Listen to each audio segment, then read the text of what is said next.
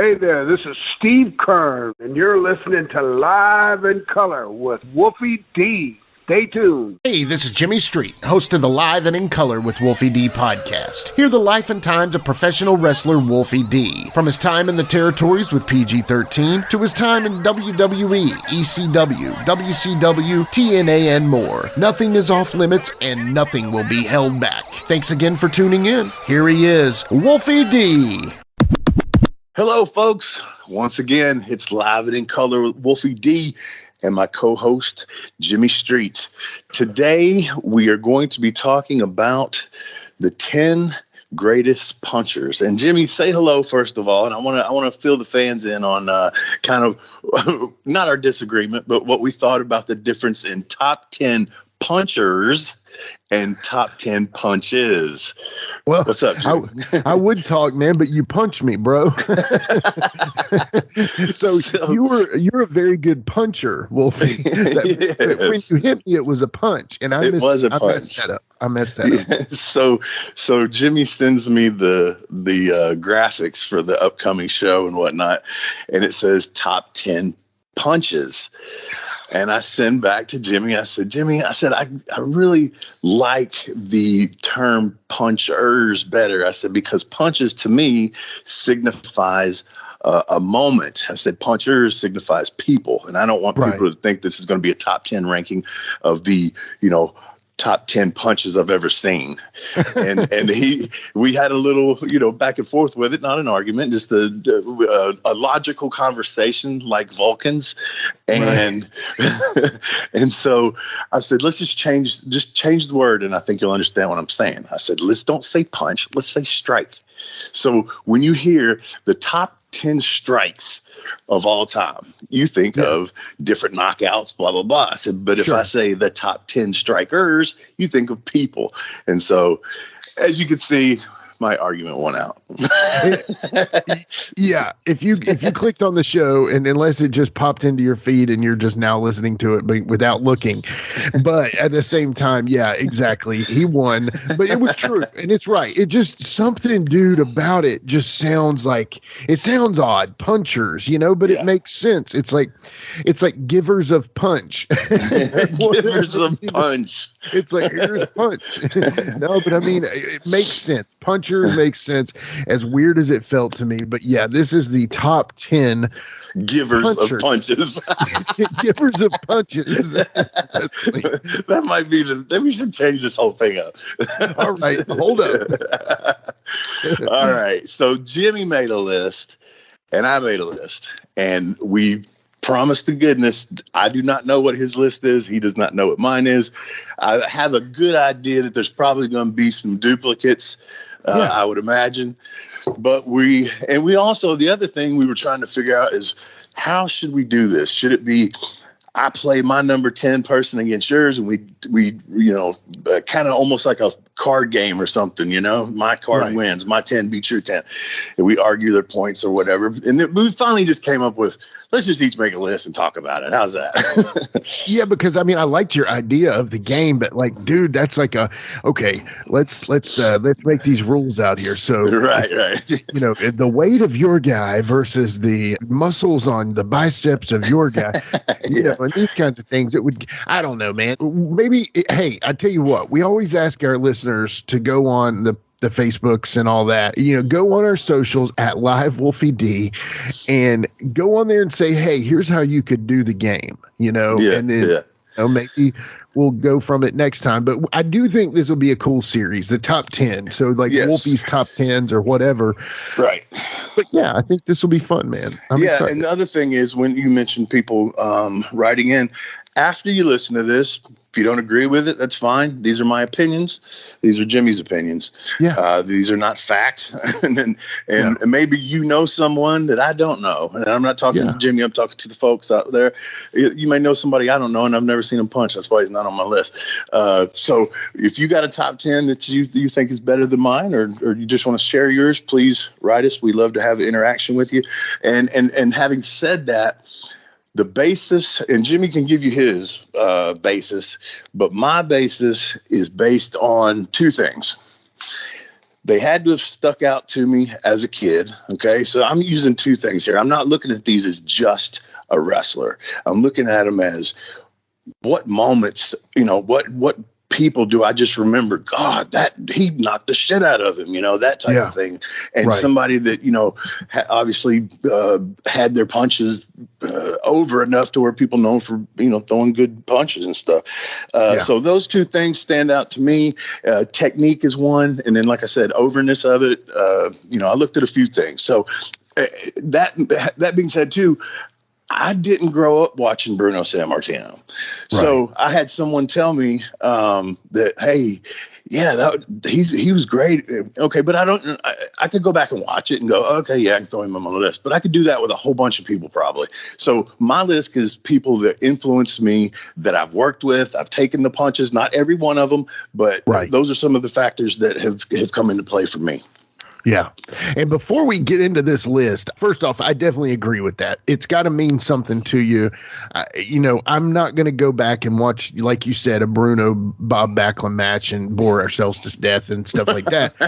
I didn't say that. I'm sorry. If you love them, I'm sorry. But, to me, those guys were so a la scientific wrestler and stuff. So tell me this, man, as a pro wrestler, I don't want to ever treat you like you're not a pro wrestler, but sometimes it's, like, hey, I forget I've got a pro wrestler right here with me. I don't know. That's a lie. I've never forgotten that. But anyway, that's a lie. It is a lie. Sorry, listeners. But anyway, so who taught you your punch? So a guy named Rick Reynolds first showed me. He was training me, Gypsy Joe, me, him, my stepdad, all kind of trained at the same time. And Rick would kind of take me aside, sometimes and just show me other stuff, because obviously Joe's not showing punches. So he kind of showed me the basic sort of deal. And then as time went on, I kind of just refined it and developed other punches, as well as my everybody that can punch usually has a main punch, and sometimes that's the only punch they got. But I tried to, I like to throw the lefts, I like to throw jabs, uppercuts, everything. I wanted to be like Lawler. But anyway, I mean, if you don't mind, is there any way that you can explain kind of the science behind it without like pulling the veil too far away? Well, just put it this way, man. We're not trying to knock each other's teeth out. We'd like to all, we work together. We'd like to go to work the next day with all our teeth. Yeah. We don't want broken noses. We don't want black eyes. We try to avoid those types of things. So you can throw a punch pretty damn hard in any of those other locations: forehead, ears, neck, side of the neck, not throat punches. It's just the side of the neck, those types of things. And you can do it in such a way where, knuckles are what's going to cause cuts. So if you can control it well enough, you can throw that punch that where the knuckles make a little connection if you have that kind of control, but not everybody does. So they throw them different ways. Everybody kind of does it just a little bit different. I always say, I hate those forearms, but man, if you can't throw a punch, just don't throw it, because God, that's terrible. Right. So yeah, for sure. So I didn't want you to like pull the veil away. Obviously some people get a free education with this podcast, and that's fine. But to me, like, and this may be, like the Stone Cold Punch. Okay. When he would throw punches, it always felt like he was hitting you with like, like if you make a fist where your thumb goes, it always felt like he was hitting you with the side of his hand. Like, you know what I'm saying? Like where if you're making a fist, it always felt like he was hitting you where the thumb went, like almost like a slap with his closed fist. Right. Does that make sense? What I saw or what I saw? That's kind of, one way to do it. Let's get into our list before we go too further, because we're starting to say names and stuff, and I was about to throw another one in there, and I don't want to.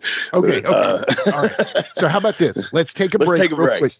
Yeah. Yes. I love it. We'll take a break, and we'll be right back.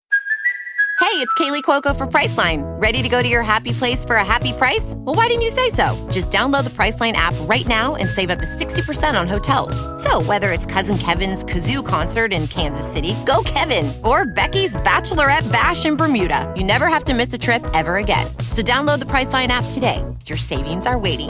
Go to your happy place for a happy price. Go to your happy price, Priceline. Hey folks, to get your official Live It in Color with Wolfie D merchandise, go to prowrestlingtees.com/live Wolfie D. Check it out.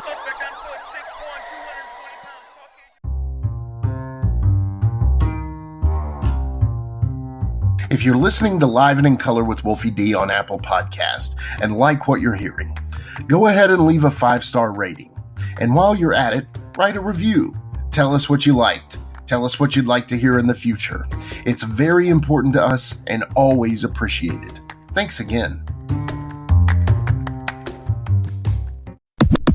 All right, we're back with top 10 punchers in wrestling. See, I put that R in there, you know. Mm-hmm. You don't always want to say that, but punchers in wrestling.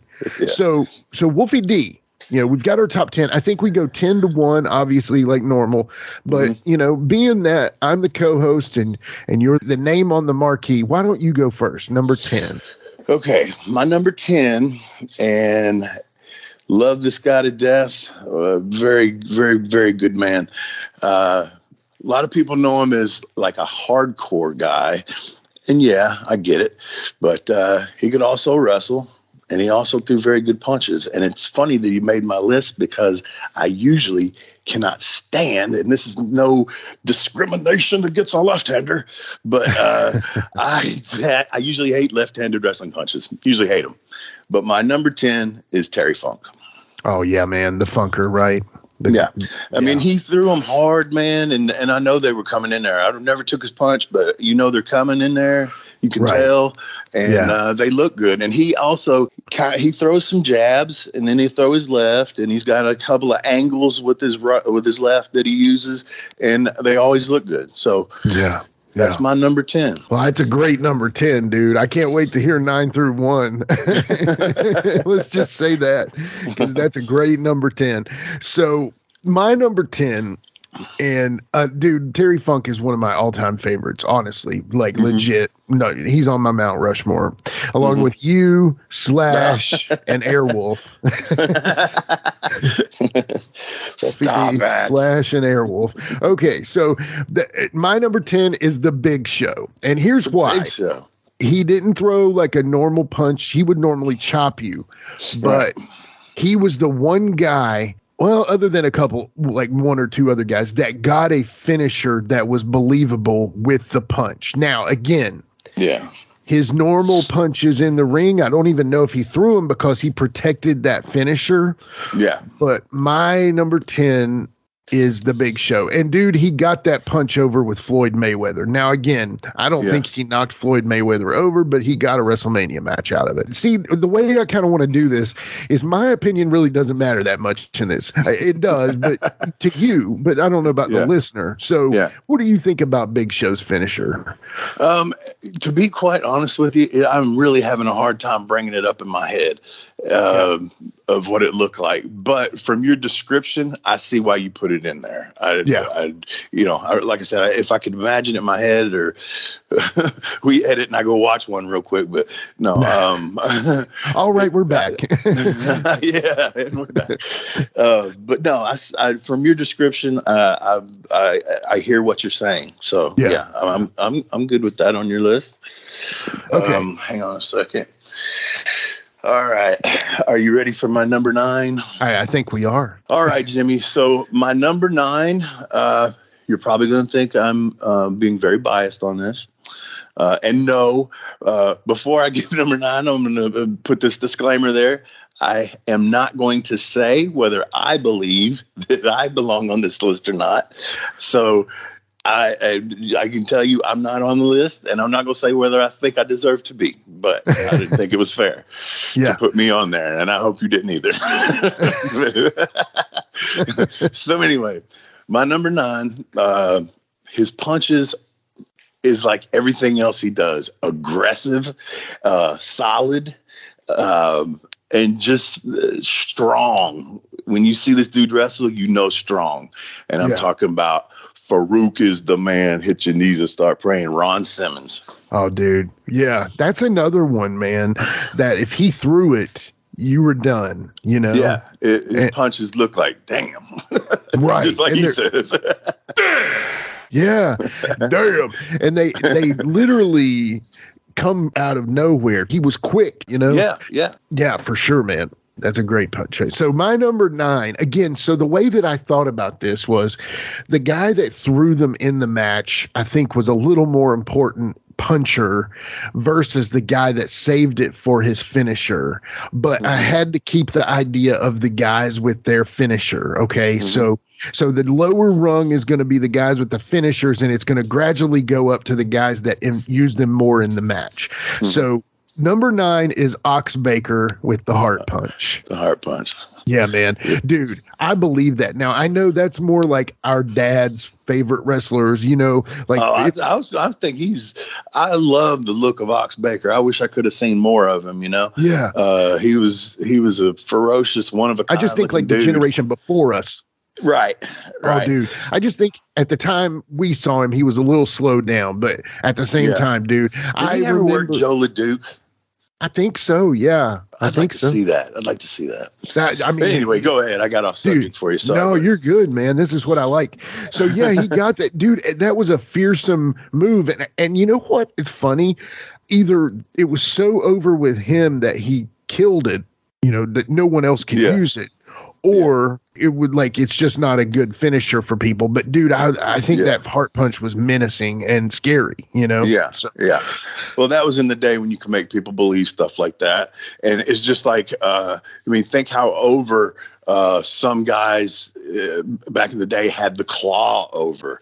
You couldn't use the claw now. I mean, I guess you could, you know, somebody in AEW will use it next week, and it'll be so over it's not funny because they'll think it's funny by using it, and that's the reason that the AEW crowd will love it. You see what I'm saying? Totally. Danhausen, we're saying yes. Oh yeah, he could use the claw. He definitely could use the claw.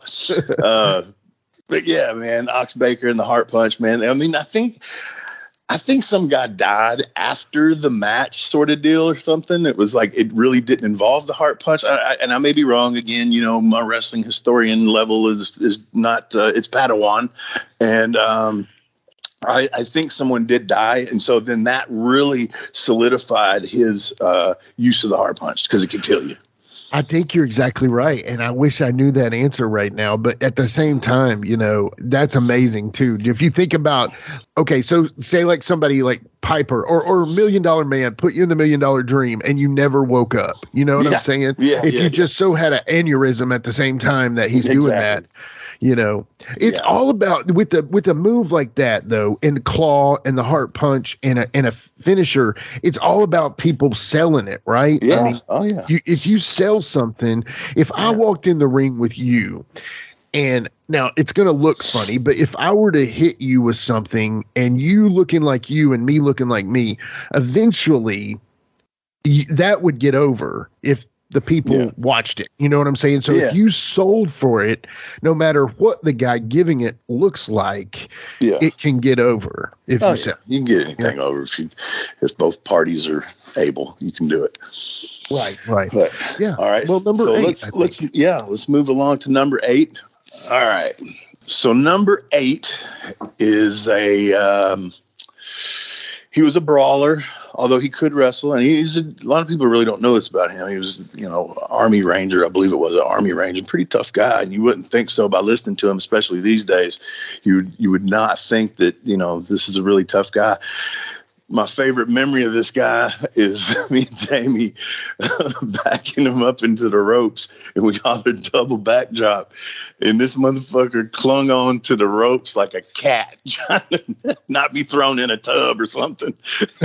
He said, "Fuck you."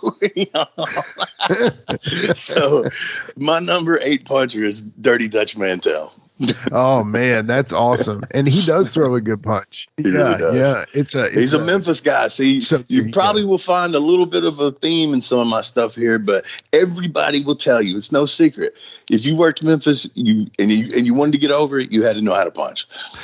So yeah, exactly. And he's known for the mustache and the mind and writing, booking matches and things like that. But honestly, the guy could work. There's no question about that. So and as far as a punch, he's a puncher. He could throw a great punch. But again, like you said, he's a Memphis guy. So Dirty Dutch at number 8. Okay, so you said Wolfie can't be on the list. Is that what you're saying? Well, I mean. Yeah, I'll listen to your argument. All right, sustained. So here is number 8. Overruled.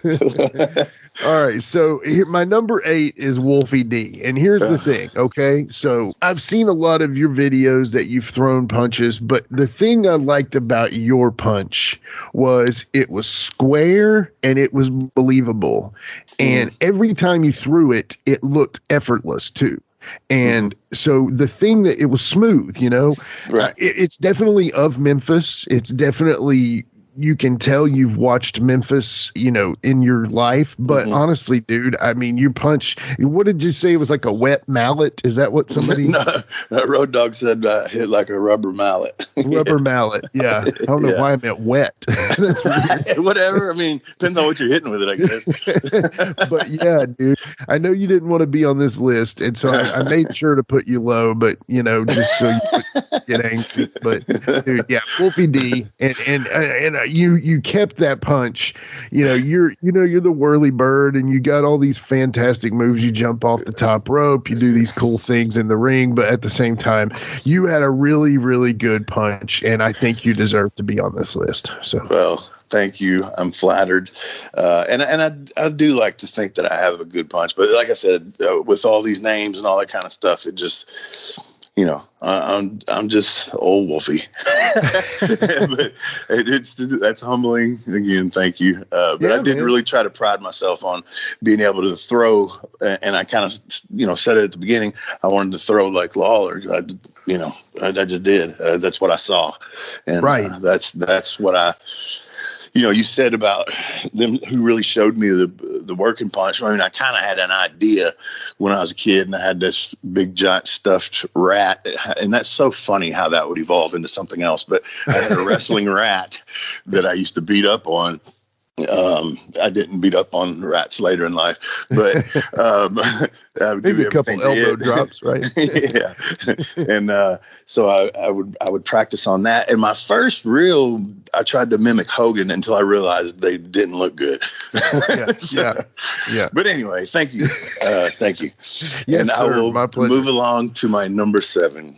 Is going to be a Memphis legend. And not a whole lot else I can say really. Than I met him once. I also took his punch once, and he was 70 years old when he took it, and the place still fucking came unglued with the big woo. Yeah, and I'm talking about the fabulous one, Jackie Fargo. Oh man, there's one particular thing that pops into my head, and it's him. I mean, just teeing off on Lawler in the corner. And man, I'm telling you, I made the comment when I saw it on Facebook, and I made the comment. Somebody said something about the way the punches looked, and I said, those are not working punches. I said, I know from experience, those son of a bitches are coming. And it looked fantastic. But yet, like I said, they were safely placed. But he was teeing off on his fucking ass, I can tell you that. And of course, Lawler's selling them like fucking awesome. So, yeah. So tell me this, okay? Jackie Fargo, do you think... Is there anyone in Memphis overall we know that probably no one rivals the popularity of Jerry Lawler, right? But is Jackie Fargo even in the stratosphere near King Lawler? I think so. I mean, you got to look at like Sputnik Monroe, and the reason, one of the biggest reasons is his, ties with the African American community and all the things that happen there. So you got him, you got Tojo. Tojo was over like fuck, but yeah, Jackie's top 5. I mean, yeah. Yeah. I mean, if we were to make like a Mount Rushmore and it was going to be taking it to the town council and trying to make a Mount Rushmore on the side of the Mid-South Coliseum, Jackie's going to be there, with Lawler. And man, I mean, it's tough to think like Dundee would have to be there too. You would almost have to, make it 5 or 6. But anyway, talk about this. So you met him, right? You met him a couple times. Yeah. How was he were you able to chat with him much at all? Or I don't think it wasn't that much. No, it was just a show. It was one of those, I think it was the Louisville Garden show where we wrestled rock and roll for that big show or whatever. I think it was there. But then, like I said, later on in Nashville one night, we did something where I was whipping somebody with a belt, and he was a special referee, and he yanks me around, takes the belt, and then he fucking, I can't remember if he hit me with the belt, but he first was a big punch. And I'm telling you, that place, I love that sound of the people going, whoa. He's like, whoa. That's awesome. Give me more. We need to find a sound that, a recording of that. Woo, Yeah. Oh, you can hear it on plenty of stuff. I could name matches right now where you'd hear it. But, because we might need to use that as a drop on the show sometimes as well. Woo. Lawler pops the strap.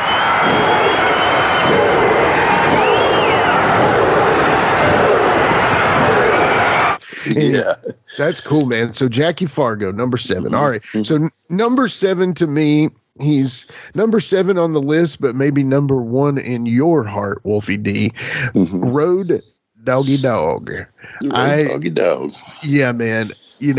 Was he the best looking Armstrong? Who knows? Body wise, probably give that to Brad. But man, all those Armstrongs could work, Oh yeah. I mean, absolutely.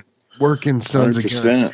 And when it came down to punches, he kind of had that, I don't know, you could tell he was a Memphis guy, but you could see a little Dusty Rhodes in his work. His daddy, I mean, you can't forget, I mean, his dad was Dusty-ish. You know what I mean? As far as those boogie woogie type shit, the fire and the but he would do that little shimmy shake and punch him, but it was a real looking punch. He didn't go with a fake punch. It was something that looked like it connected, and honestly, it just looked like he threw it well, and that's why he's at my number 7, man. You know. I'd agree. And then, I mean, he put all that, hell, he made a knee drop, a basic fucking knee drop into one of the coolest moves out there, Yeah. Like we say, you could get anything over. And I agree that and I've taken his punches, so I know, I mean, his punches are good, and they look good, but I think you're influenced on that one much more by the, as I call it, putting some sauce on it. Right. You're influenced more by the sauce on his stuff that elevates his punches so much more. For sure. Absolutely. Yeah. And sometimes the salt is what makes the meal, Sauce. You know the sauce. You get the sauce. It's the sauce. No salt. We need the sauce. You like it a sauce. You like the juice. You like it a juice. Saturday Night Live. Remember that? I love that, dude. You like it a juice. You like the juice? You like it a juice, eh? He likes the juice. Dude, that was some great Saturday Night Live, man. Yeah. All right. So what are we at now? We're at my number 6, correct? Yeah, that's it. So my number 6, a gentleman that we both love. And I just happened to watch something the other day that was just the coolest fucking hot tag I had ever seen. And it just proves why I'm picking this dude, because most of his shit was brawls at the times in Memphis. And I'm talking about another fabulous one in Steve Kern. Oh, man. Steve Kern's punches. And I have not taken them, but I know people that have.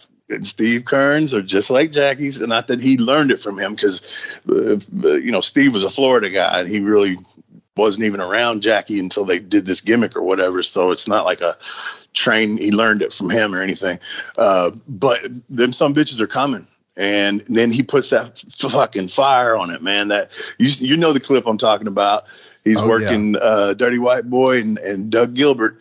And this is probably back in the late 80s. And he gets that tag and he comes in and he starts throwing them haymakers, man. And not only does he look good, I'm sure they hurt. And then he starts with that dance and shit and keeps going, man. That's a fucking hot tag right there.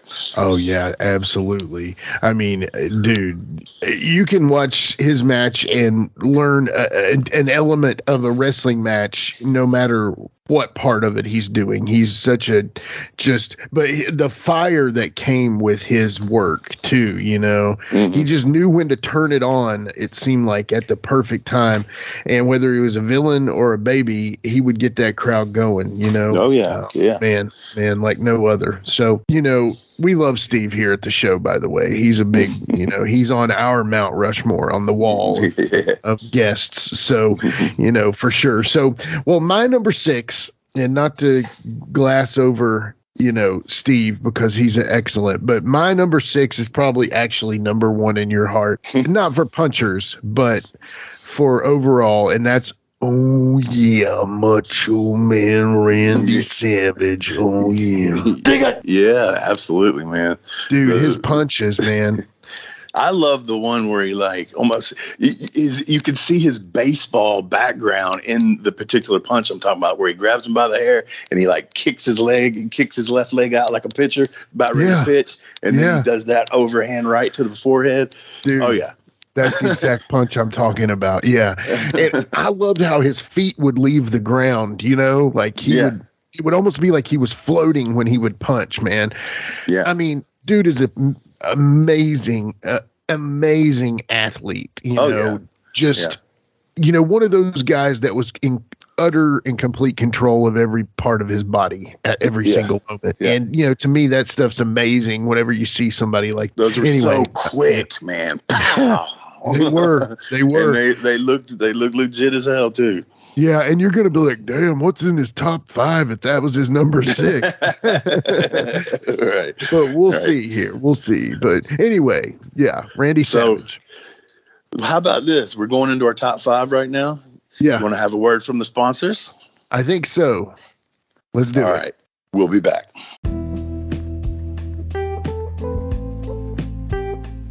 Let's take a quick time out and get a word from one of my dope-ass sponsors, and we'll be right back with more Live and in Color with Wolfie D.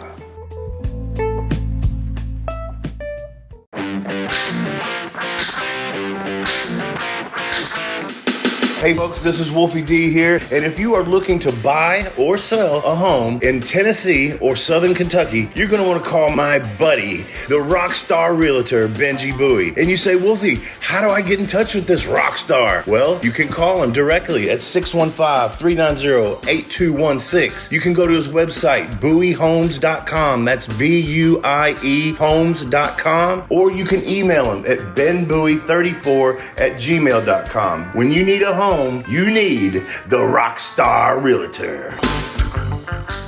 Benji is a member of Exit Realty's Garden Gate team in Gallatin, Tennessee. Getting engaged is a moment worth cherishing. A one-of-a-kind ring that you design at Blue Nile can help your love sparkle. Just choose your diamond and setting. When you've found the one, you'll get it delivered right to your door. Finding the right engagement ring can be nerve-wracking. At Blue Nile, you'll have the expert guidance needed and a diamond guarantee that ensures you're getting the highest quality at the best price. Cherish all of life's moments and save up to 30% at BlueNile.com. That's BlueNile.com. Support for Live and in Color with Wolfie D is brought to you by Manscaped, who is the best in men's below-the-waist grooming.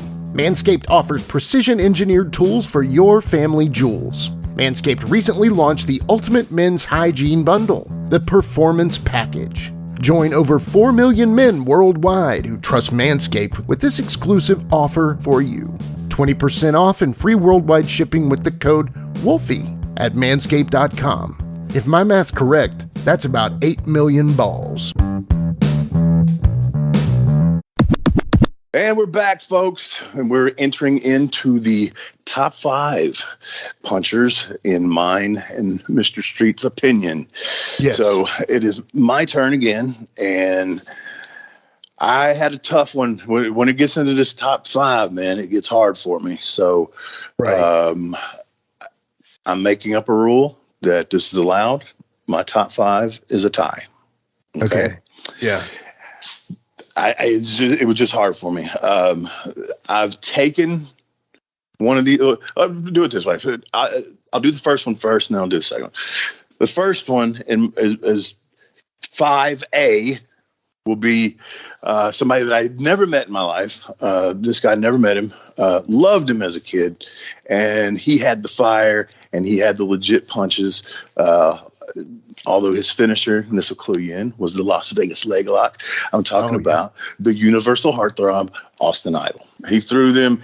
He threw. I love those, and Lawler does it. Those drop to the knee uppercuts and shit. I love that. Oh yeah, yeah. It looks beautiful, fucking beautiful. And it's hard to do, believe it or not. Well, yeah, I believe that. But I was going to say somebody should be using that right now. You know. Yeah. Yeah. I mean, take like somebody like a Seth Rollins or somebody that's a little smaller, you know, man. Put that, you know. Yeah. Put that in the repertoire. Get it down. And you had Gold Dust who used to do. He dropped two knees and throw the slap punch, which, it was all right, but it wasn't no that like Lawler and Idol did it. Right, but you can see the tribute there. He was borrowing that for sure. Right. But yeah, I love Dustin Rhodes as far as a wrestler. But absolutely.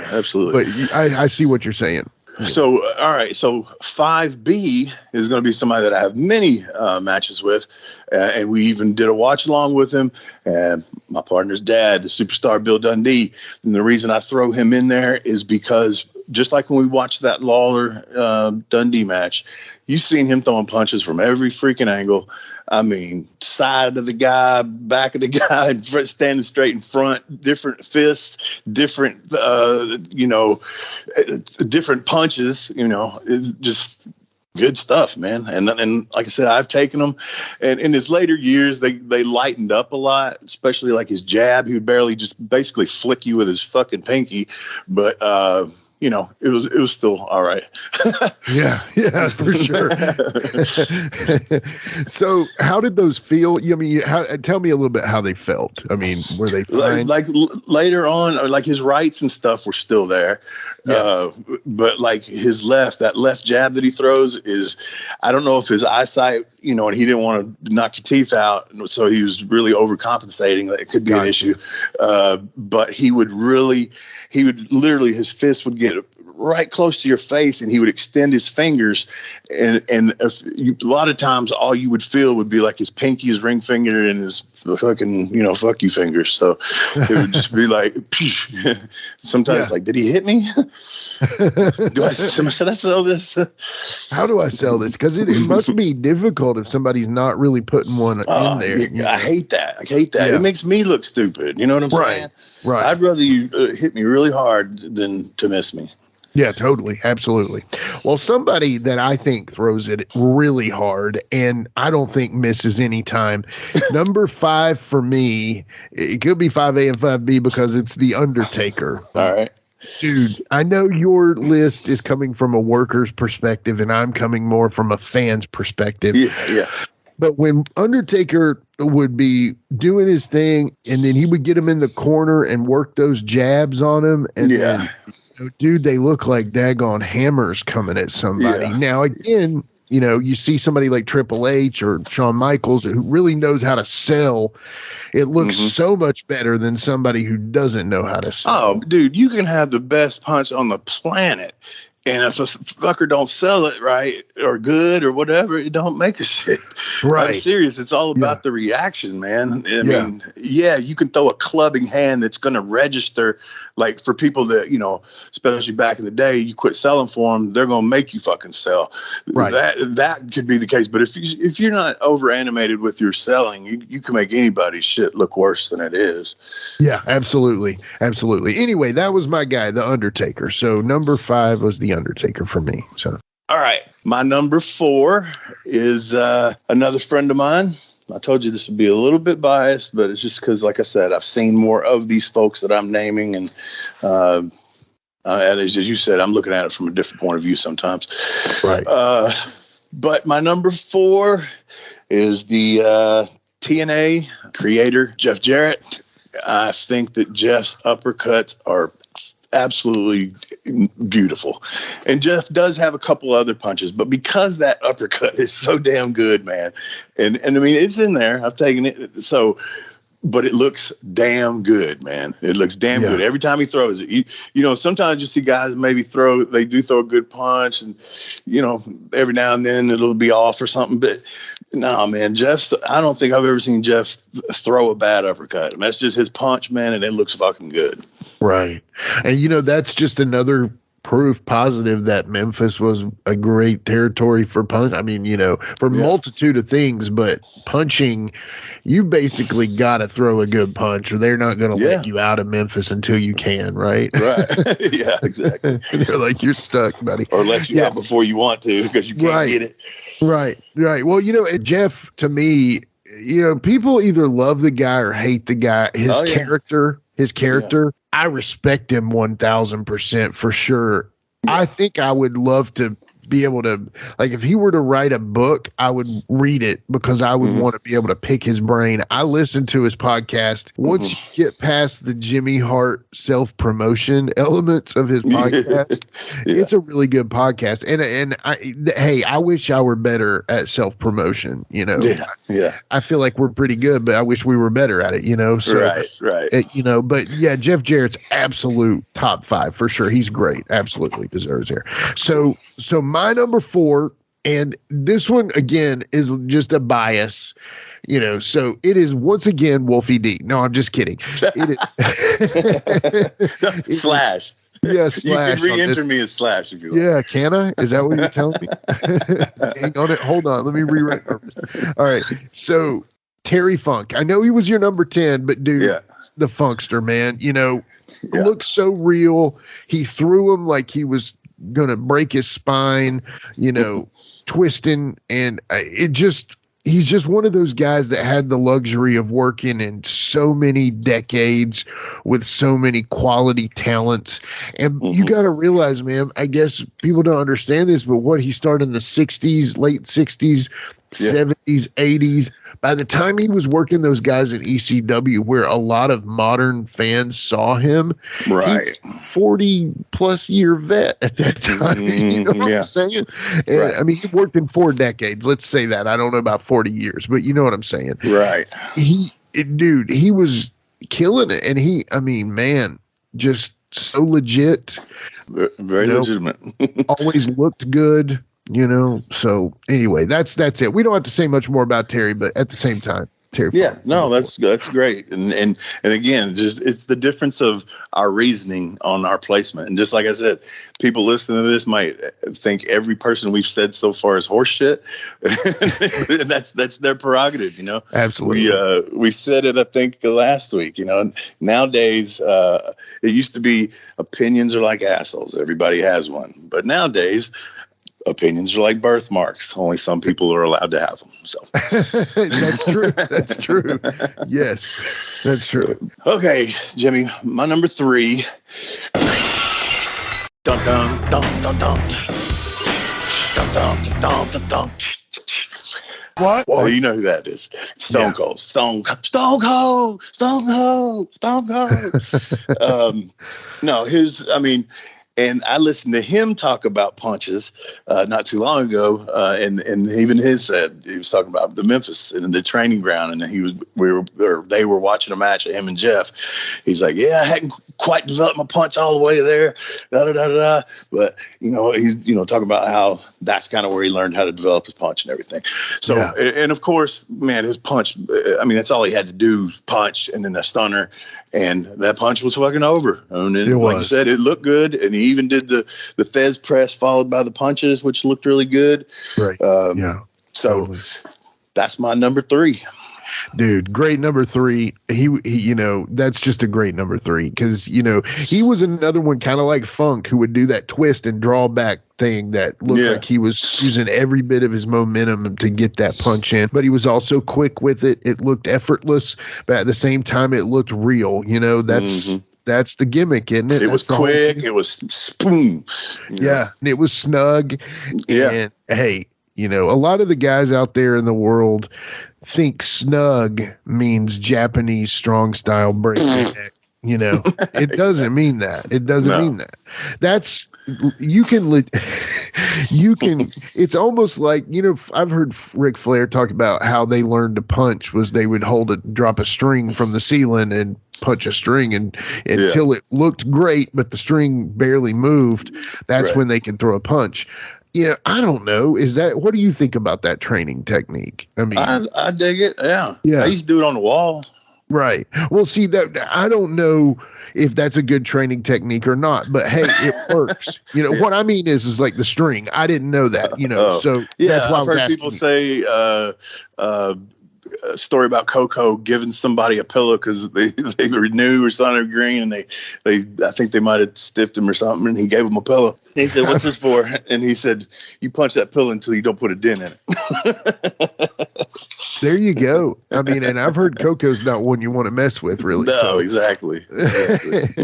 So anyway, so my number 3, and this one may be a controversial because I looked at a lot of lists. I didn't make mine from a list. I'm just saying I looked at a whole lot of lists, and he was not on there. You're saying this is all plagiarism, Jimmy? No. Well, maybe. I just wanted to go. No, I'm just kidding. Yeah. Anyway, so Roddy Piper is my number 3. Now, here's the thing. A lot of people, you know, like I think they talked about it all the time. Golden Gloves boxer, these kinds of things. I don't even know what the heck that means, a Golden Gloves boxer. Right. I just hear about it all the time. I think that means they're pretty good. Yeah, exactly. That's the way I'm taking it. Exactly. So I love Piper. Now, he wasn't necessarily puncher, but when he would get into that little stutter step Muhammad Ali punch jab kind of thing, I loved it, man. What are your thoughts on Piper's? Yeah, dude, there's so many people that are not on my list that I still think throw some of the greatest punches, but it was just like we said, it was very hard to make this list. Yeah, and not for me to make the list, not as in these people are lucky to be on my list. Get it? It was hard to make my list. Exactly. All right. You see what I did there? So anyway, yeah, man, there's so many people, and Piper would be one of them, man. We could do this all day long, really, with stuff like this, you know. So narrowing it down to a top 10 is hard, but I totally agree with you. Yeah, and he just had that little jab. It looked real. It looked trained. It looked proper. Yeah. I had an uncle who loved wrestling, and I had an uncle who loved wrestling, but then he went deer hunting with Ronnie Garvin and Jim Hoot Gibson and found out it was fake, and he hated wrestling from that day on. He got mad. I think he loved it up until his 40s or something, or 30s, and then he figures out that it's not real after a hunting trip with two guys that Ron Garvin, you may not know Hoot Gibson, not Punky and Hoot, but Jim from Lebanon, Virginia. Anyway, Ron Garvin was known as the Hands of Stone, and honestly, he could be on this list. But anyway, long story short, my uncle loved boxing, and I remember watching boxing with him, and I was like, God, this is boring. Why aren't they throwing each other around and stuff? You know. Yeah. Anyway, so I love boxing. I like boxing better than like UFC. Really do. Me too. I really love boxing now. I grew to love boxing, but at that time it wasn't wrestling. You know what I'm saying? Yeah, exactly. And then plus I grew up on Mike Tyson, so how could you not like boxing? He's the man. My favorite of all time, for sure. So we're on to number 2. Yeah, number 2. All right, it's getting close here. I know. And my number 2, you've already had him on here, but of course you know he's going to go high up on my list. That's the Macho Man, Randy Savage. Oh, yeah. And we've already talked so much about all the different ways and reasons and blah, blah, blah, blah, blah. My number 2 is Randy Savage. Dig it. Yeah. I mean, what more can God, you know? I know. It's making me question. You're going to hate my number 2, actually. Am I? Yeah, you are. You're going to hate it. But it's maybe for a different reason. But anyway. Okay.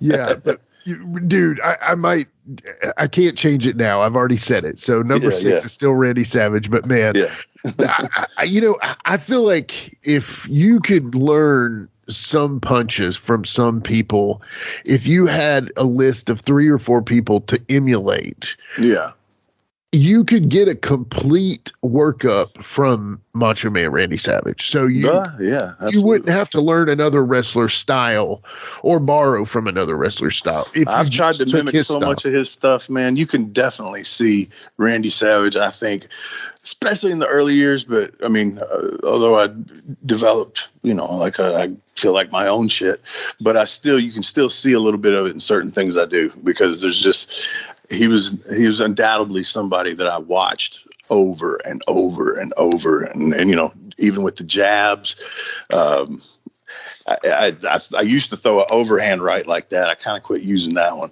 but just hell, I love doing the top rope elbow drop. I used to do when I wasn't afraid to do it anymore for risk of just looking like a jackass, was the thing where he would grab the neck and then jump over the top rope and guillotine him on the top rope when he lands on the floor. Yeah. I just got to where I was afraid one of these days I'm going to trip. Because I didn't trust myself enough anymore.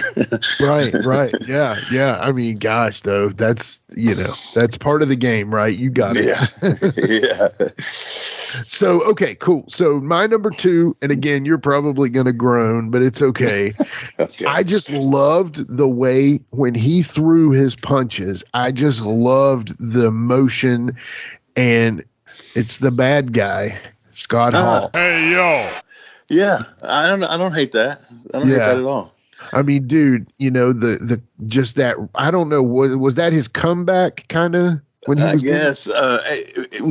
think of his punches, and again, I'd really have to go back and look at everybody, because he was actually, I thought of him for my list, but then I was like, man, it doesn't stick out to me that much without me researching it. You know what I'm saying? Sure. Yeah. So him and The Rock kind of throw a similar punch. Am I right?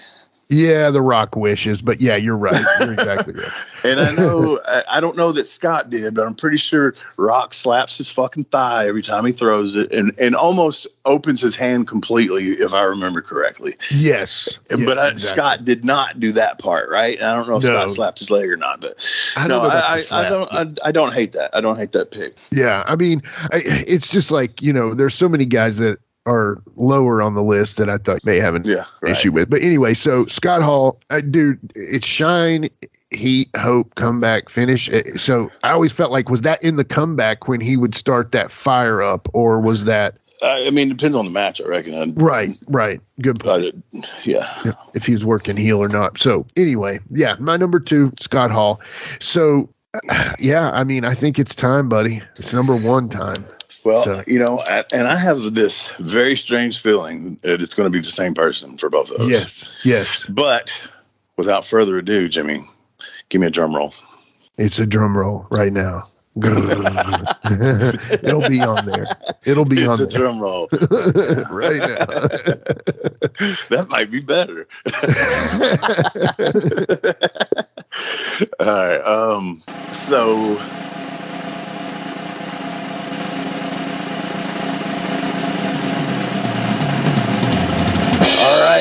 Thank you for that drum roll.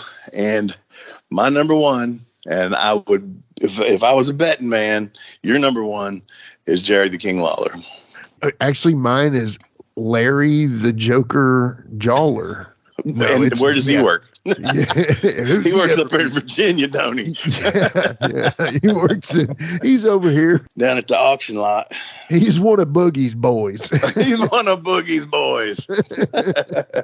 That was a hell of a right, buddy. Yeah, my God. It's Larry the King Jawler.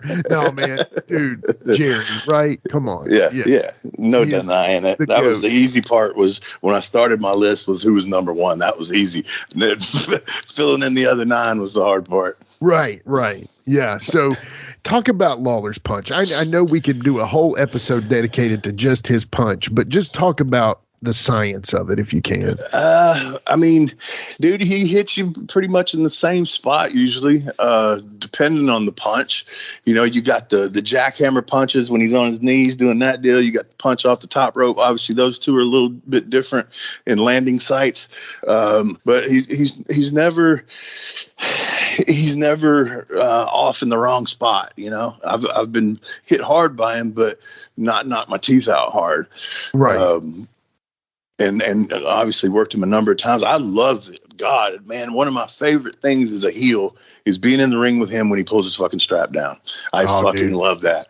I fucking love it, man, because that's a challenge to me for all the other people that have faced that scenario to do it better than anybody. You feel me on that? Totally. Because what you're trying to do is look like you just shit your pants, and you know that these punches are superhuman strength, and you know I'm flying as high and as far as I can for him. Yeah. So I love that shit, man. I love it. Oh, dude. I also love the build up to the strap, you know, when you're hitting him and he starts that no sell bullshit. Right. And then that strap comes down. And let me tell you something. When Lawler's strap comes down in the town of Memphis and some others, but I'm talking mainly Memphis, if he was walking down the street and he pulled his strap down in public, motherfuckers would take off running. I'm serious. That's how fucking over that shit is, man. That's how over that shit is. I believe it. He's like, oh no, somebody's actually about to get whipped, boys. Yeah. Oh, hell no. King done pulled his strap. I'm out. I'm out. So, okay, tell me this, and you may have seen this, but I know that Flair and Lawler have worked. I know that. It's in the books. Yeah. But what I think of, can you imagine the excellence of seeing Flair doing that beg off on his knees, shaking his head? No. Yeah. To Lawler's strap dropping. Right.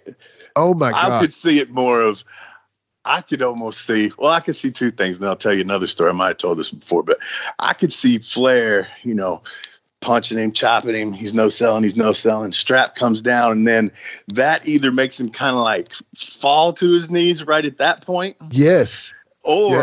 Or he does the fucking face bump. He faints. Yeah. You know, it's one of those two things. But what I was going to say are my number two and my number one, when I saw them wrestle each other at the Mid-South Coliseum, Randy Savage, Jerry Lawler, the people actually Savage was so over in WWE at that time. The fans kind of turned on Lawler for the week. He was the baby face, but they kind of turned on him during the match. And that's the loveliness of working and not having shit all fucking planned out. They went with it. Yeah. And so fucking Randy's giving those jabs we were talking about. Pow, pow. Lawler starts no selling. People start coming up. Fucking boom, boom. Here comes the strap. The people, every motherfucker in that building stood up. Yeah. And then Lawler took the Flair bump. Boom. To his face. Man. And the whole place sat down and went, oh. It was one of the greatest fucking spots I've ever seen and crowd control I've ever seen in my life. It was fucking incredible. That's amazing.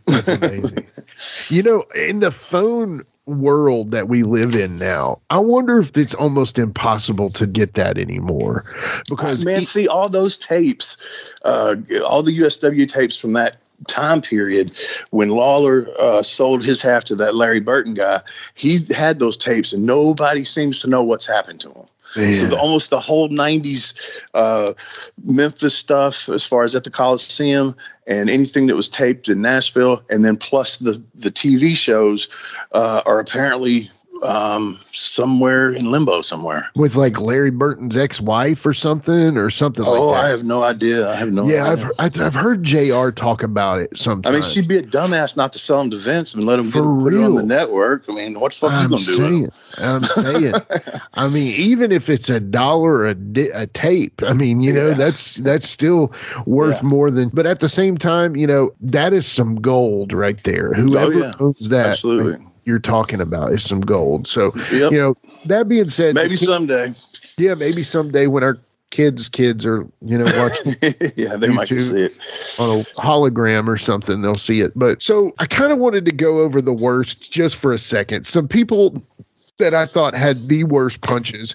And to me, it's a quick list. So, some of the Rock, I didn't like his punch at all. Right. It wasn't even a punch. Sid, I didn't like his punch. Sid, for as big as he was. Right. It just looked too weak. Cena, come on, dude. Sorry. To rip you off, he should have ripped off your punches. And Shane McMahon is another one that is just like, I'm sorry. How does anybody sell for that? Other than he's the boss or the boss's son. But I don't know. Who are some of the worst punches that you've seen? God, man. See, you kind of surprised me with that one. That's another one I'd have to think on. I mean, there's some shitty ones out there. And like I said, for the ones that can't do it, please don't. Well, how about this? Yeah, from your perspective, what was the worst punch that somebody ever tried to throw with you in the ring? You remember? Oh, man. Dude, I've worked with some of the best in the world, and I've worked with some of the worst in the world that don't even deserve to have the title pro wrestler. You know what I'm saying? Totally. And dude, and honestly, man, I think I might have mentioned this to you before. The enhancement talent on Memphis TV was a lot. There was some guys that could work, but then there was guys that was, you literally had to fucking do moves to them. Right. You literally had to shoot arm drag them to get them where you needed them. I mean, and then but you have to give them a little something here and there. And it's like, God, I can't believe I'm having to sell this. Yeah, it's horrible, right? So, okay, how about this? Who took the best punch? I mean, other than you. But who was a great who took a good punch far as again Lawler again, man. Yeah, right. Because he would do this thing, man, where he had two different ways of doing it. Now I'm going back to that match with him and Savage. Okay, now imagine Randy's punch, the one where he kicks the leg out and gives the fucking forehead eyebrow punch there. And then Lawler, what he would do was, so Randy's got his arm extended to his head. As the punch comes in, Lawler will slap Randy's arm that's holding him. Nobody ever would see that because you're watching the punch. You ain't watching Lawler. So he's going down and slapping that arm as he goes down. So you hear smack when Randy connects, as usually when Randy connects, he didn't have that noise. So that right there was like, fuck. And then he'd do another one where, when you punch him, let's say, especially somebody that punches like me, if I punch him as he's going down, he slaps me on the side to get the pop. Okay.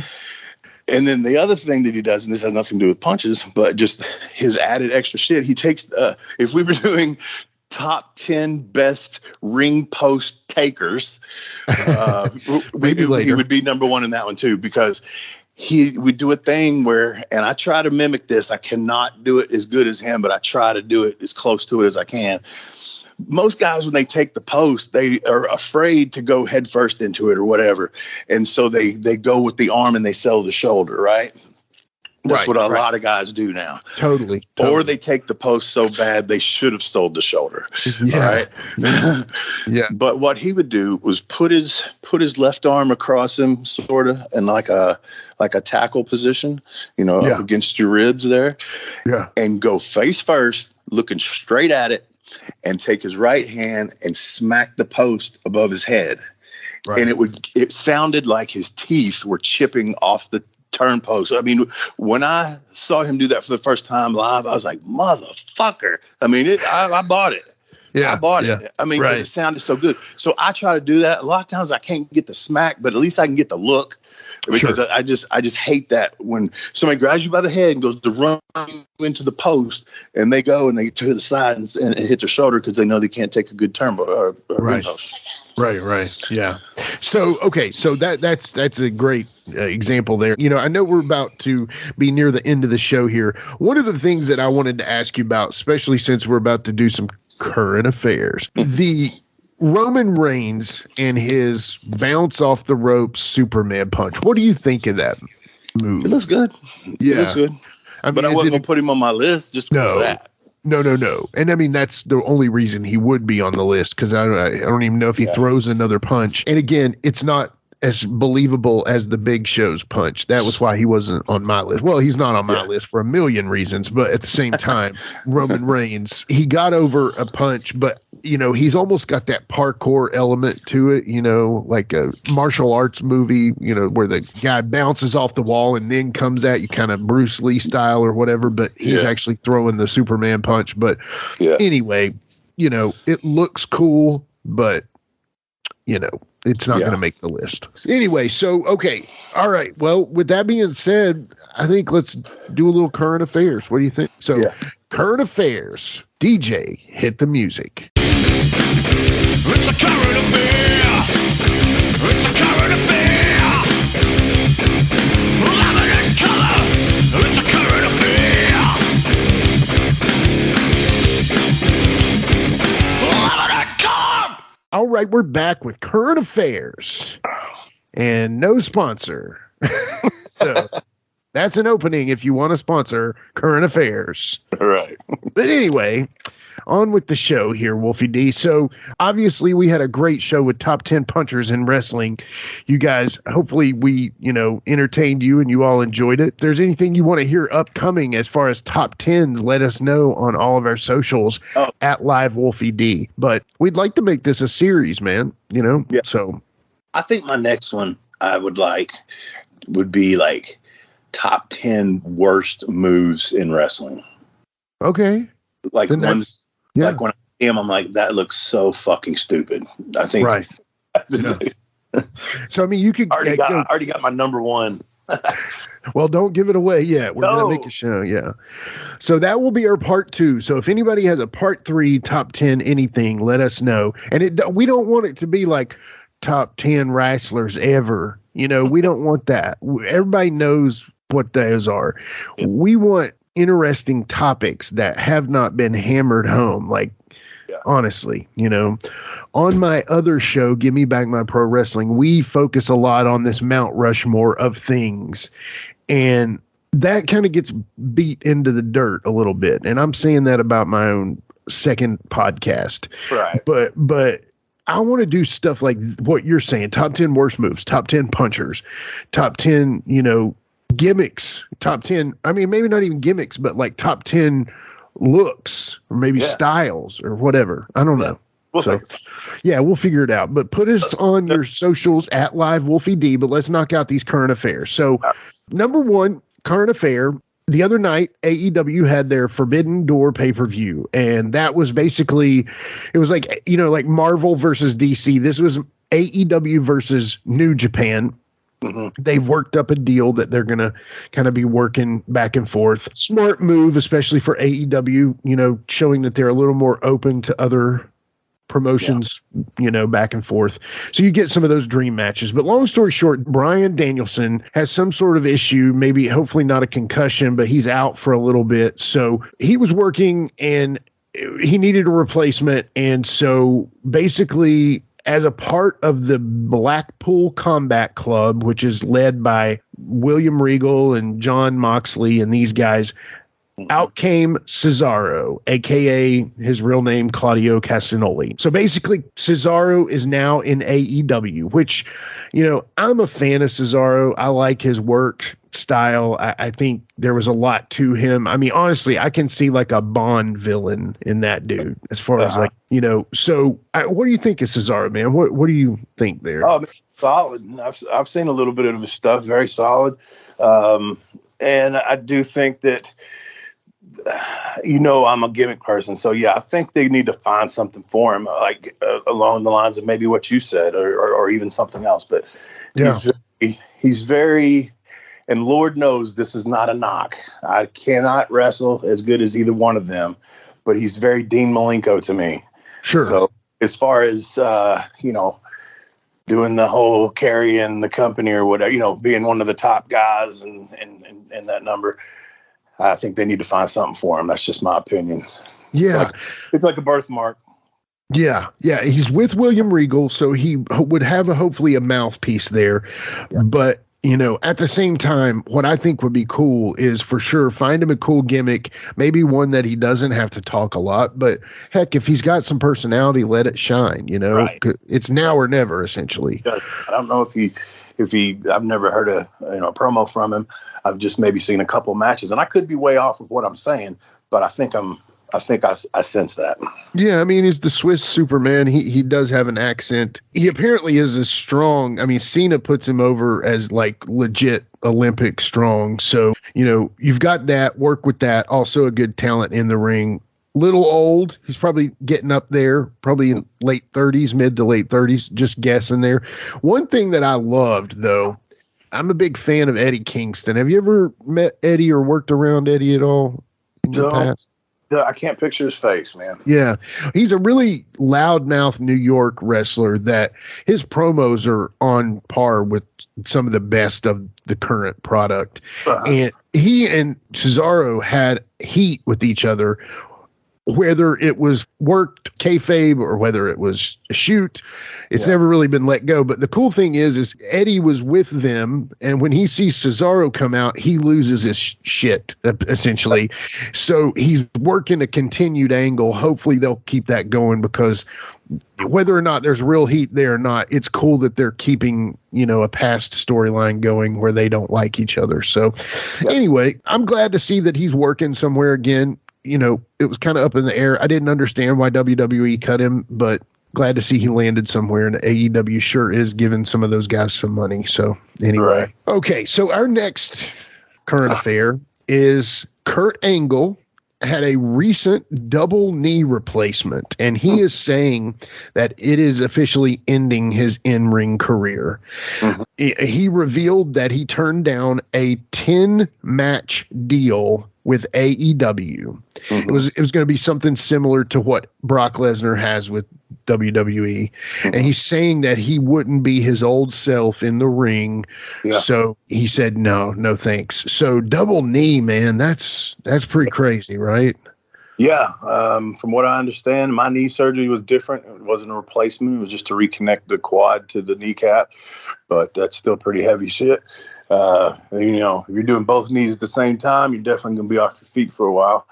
And, he'll bounce back quick with being the athlete that he is. And sure, I'm just not sure on, recovery time on knee replacements. I don't think it's as much and as bad as what I had, just because of the nature of the injury.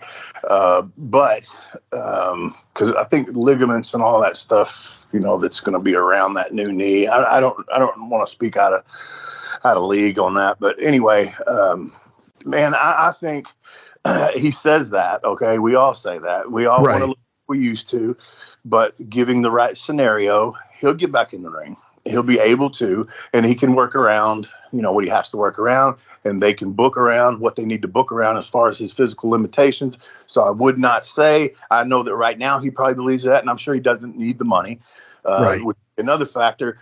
But man, we all know never say never in this business. So, something will come along. He'll do something kind of like Stone Cold did or some shit like that. You know what I mean? Yeah, of course. And I mean, hey, more power to him, as you said. So, just like that, Kurt definitely is one of a kind, one of the all-time greats. Wherever you place him on your list, he's going to be up there. And at the same time, I like the past being able to work a little bit still, but at the same time, there's a beauty in calling it, when you can, but at the same time, I think you're right. We'll see him again sometime down the line, especially if places like AEW, with all the money they're throwing everywhere, offering him a 10-match deal. Apparently it was a 10-match program, but it would also have been a behind the scenes job and an on-screen job as well. Yeah. But I'll be honest, not to knock him at all, but whether it's his past demons, chair shots, or just this business, he's not the wordsmith that some are. And, he doesn't have to be. His gimmick doesn't really require that, but he just seems to have slowed down a little bit there. And, hopefully get that back on track too. But anyway, our best wishes to Kurt. Thank you for all you've done for us. So anyway, our last current affair. Now this one is interesting. So recently on the Ric Flair to Be the Man podcast, there was supposed to be a guest in Jay Lethal. Now Jay Lethal is essentially right now, from the videos you've seen all over social media, working with Ric Flair, training him, it seems like being his other guy in the ring with him to work to get back to the ring shape, getting in ring shape again. And he's worked with him in all these videos. So apparently, and I think this is a work, man, for sure. They're acting like Jay Lethal was supposed to be on the program with them and he big timed them or something. And so then Flair is kind of dogging him, but it's so daggone worked. You can just hear it. And I've learned a lot of this stuff from you, but when you hear like him saying, well, he's just not up to it. Maybe Conrad, we can get him on like the opening match or something, but he's just not good enough to be on this show. The Ric Flair's last show, July 31st, Nashville, Tennessee. He's basically working something and it's funny. So they're going to say, hey, you didn't show on my podcast, so screw you. But at the same time, we're working in the ring together and we're showing all these videos, Who knows, man? Maybe that's the backup plan for the opponent. Who knows? Yeah, I think maybe that's right. And I think if that is the thing, to me, I think that would be no knock on Jay Lethal whatsoever. Right. But you got to have somebody. Right. I personally think they should go with Lawler. Oh, dude, me too. I mean, because of all the guys in that era, he's the one that can still fucking go. Right. He could make Flair. He could cover for whatever Flair's not able to do anymore. Yeah. And they could still have a really good match, I think. Right. Good old school match. But I just don't think that. I think people would be let down if it came out to be Jay Lethal. And God, man, I really hope that, if this gets back to it, I don't mean any disrespect on that. I really don't. I just think in a business sense, they got to go with somebody older and somebody, especially being in Nashville too. I mean, come on. I mean, the fucking choice without a doubt. Yeah. I mean, if you think about it this way, there's only a few guys that can still do it and would make sense. Now, obviously, if SummerSlam were in Charlotte, North Carolina, that would make this situation a little more perfect for Jim Crockett Promotions, Ric Flair last match, Charlotte, North Carolina. But being that it is in Nashville, they're trying to bring all these ties of Ric Flair to Nashville, which, he does have some cool matches there. We watched one. You were there live, the Ricky Steamboat match with him. And, he's done a few other things. But if we're being honest here, Nashville is Jerry Lawler's town, you know, and you're right, man. They need to, I mean, dude, I don't know if they don't want to pay that much. I don't know, but you're right. It needs to be Lawler. I pray that it is, And this just popped into my head just because I know the relationship with Conrad and Jeff. It could be Jeff Jarrett. Yeah, that's another one I thought that might make sense. So Jeff, I know Jeff just recently worked for Global Championship Wrestling. I don't know if this deal he's got with WWE would allow it, but why not? I forgot about that. About that. Yeah. But why not? I mean, why not? I can't, if he were going on WWE TV to perform, maybe they wouldn't want that, but he's already going to be the MC of the show, I think. So, anyway, I don't know. You're right, though. I think it's one is Jerry the King Lawler. If you can't have the King, then go with Jeff Jarrett. Then Wolfie D. And then maybe, Jay Lethal. Maybe, I mean, because at first, do you remember they had talked about it being a 6-man with Ric Flair and FTR and the Rock and Roll Express and all this stuff? Now, I think that's not happening. Steamboat apparently turned it down early on, which I don't believe. But honestly, you could put him against Ricky Morton. Oh yeah, totally. See, that's a Nashville guy too. Totally. Yeah, Ricky Morton would be up there. They're guys. Yeah. And and correct me if I'm wrong. Almost Ric Flair was born in Hendersonville. I think so. I think you're right. I'm pretty sure which is Nashville, basically. Right. Yeah. A lot of people think it's Charlotte, but that's not true. No, he was born in Tennessee, moved to Minnesota, lived with his family in Minnesota. I think he's from Tennessee though, because he was adopted with people in, I forgot like the whole Charlotte, history. when you think of Charlotte, you think of Ric Flair. Right. Everybody, especially the casual fan, thinks, Right. That's his place. And he Right. is probably in Charlotte more than anywhere in the country, but Right. Or Atlanta, you think of WCW, WA, Jim Crockett and all that. But anyway, obviously you can't, who cares, right? It's just wrestling and it should be entertaining. But you're right. I think we need to start a petition for it to be Lawler for sure. So, but who knows if WWE would limit that though, Hope not. But anyway, well, that's pretty much it for current affairs, unless you got anything else. I got to say is McMahon ain't got room to limit shit right now. You better sit back and hold on. Yeah. Allegedly. They're letting everybody do what the fuck they want. Yeah, this may really dimes on him left and right. Yeah, and I read. I don't want to get into another thing here, but current affair.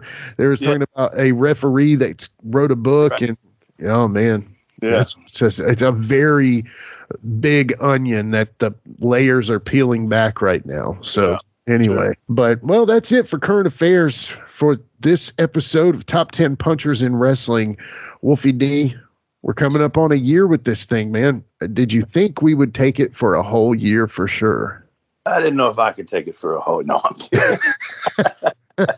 No, we've done great, man. I'm proud of myself. I'm very proud of you. I'm glad you came and asked me to do this, and you've worked your butt off behind the scenes, and I really appreciate it. So, for Jimmy Street, the hardest working man in podcast world, I would like to thank you once again for listening. And if you don't like my list, I don't care. It's my list.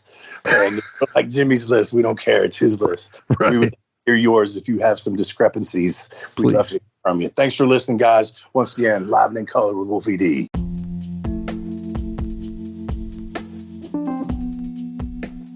And now a word from our sponsor.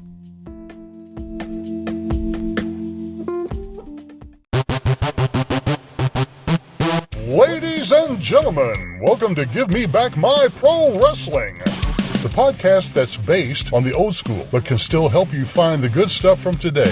Jimmy Street and the Plastic Chic, Jared, are the undisputed tag team champions of the wrestling podcast world. From thought-provoking topics to superstar interviews to action figure expertise. This team does it all, and all they ask is, give me back my pro wrestling!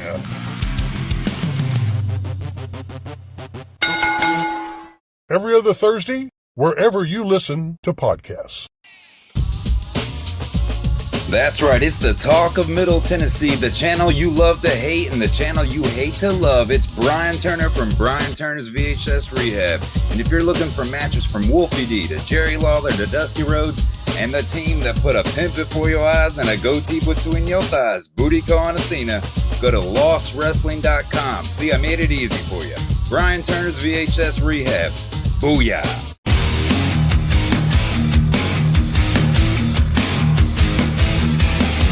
Hey everyone, this is Shane from Insane Shane's World. I release wrestling figures of enhancement talent, mid-card wrestlers, and wrestlers that you never thought would have a figure available. So if you're interested in adding a really cool and rare figure to your collection, then don't hesitate to contact me at shamtheman73@gmail.com. That's SHAMtheman73@gmail.com. You can also join my Facebook group. Just search Insane Shane's World.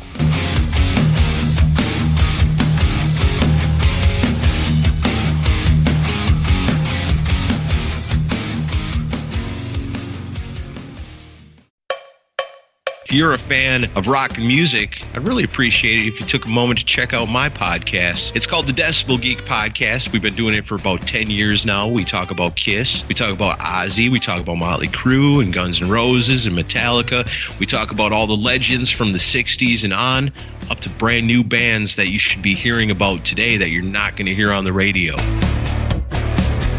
It's Decibel Geek. Wherever you find your podcasts, you'll find us there. If you love rock and roll, I can almost guarantee you're going to love my show.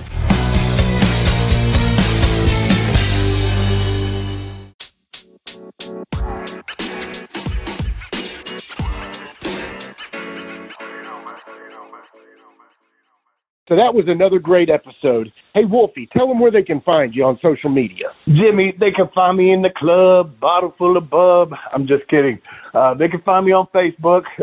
My personal page is Warren Wolf, WOLFE. I'm on Instagram at WarrenWolf13. You can always find us on Facebook, Twitter, Instagram, and YouTube at Live Wolfie D. Here's the thing. Wolfie always has offers for his autographed photos. He has a selection of some awesome photos from throughout his career that he will autograph and personalize any way that you want him to. Just contact him either directly at his personal Facebook page or through any one of our other pages, and we'll make sure you get in contact directly with Wolfie. Get those photos, right, Wolfie? Yeah, I've got some good stuff on there, to help with the podcast. Folks, if you can't get out to a show to meet Wolfie D, there's nothing like that, especially for the fans of PG-13 and Wolfie D. And before we go, you can always find me, your host, Jimmy Street, at jamesrockstreet on Twitter, Instagram, and YouTube. And hey, Jimmy, before we go real quick, I just want to add in there, from the bottom of my heart, I really appreciate, first of all, the work you've done for this podcast. You have worked your butt off. Secondly, the people that are liking the page. Beyond that, even more, is the people that are listening, and we really appreciate that. Yeah, and remember, guys, the podcast drops a new episode every Monday at noon, and our past episodes are streaming now on demand on all major podcast formats. Thanks again.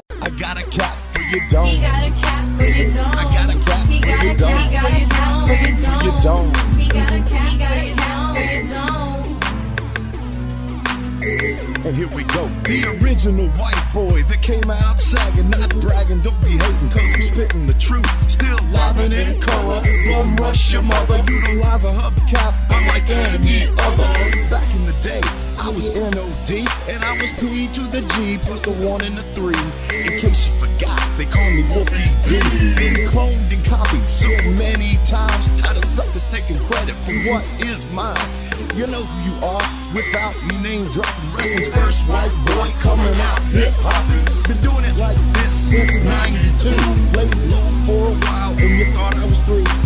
Listen real close to these rhymes that I've injected. This shit's so sick it makes your ears get infected. Mad skills, no faking, there is no one great. Cause I'm bringing more folks than Obi-Wan or Vader. Not here to play games, so you better beware. You don't like me, so what?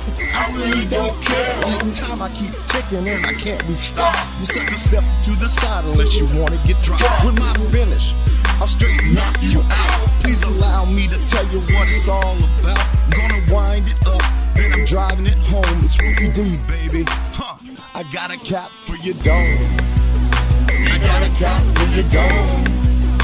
He got a cap for your dome. He got a cap for your dome. This has been a James Rock Street production.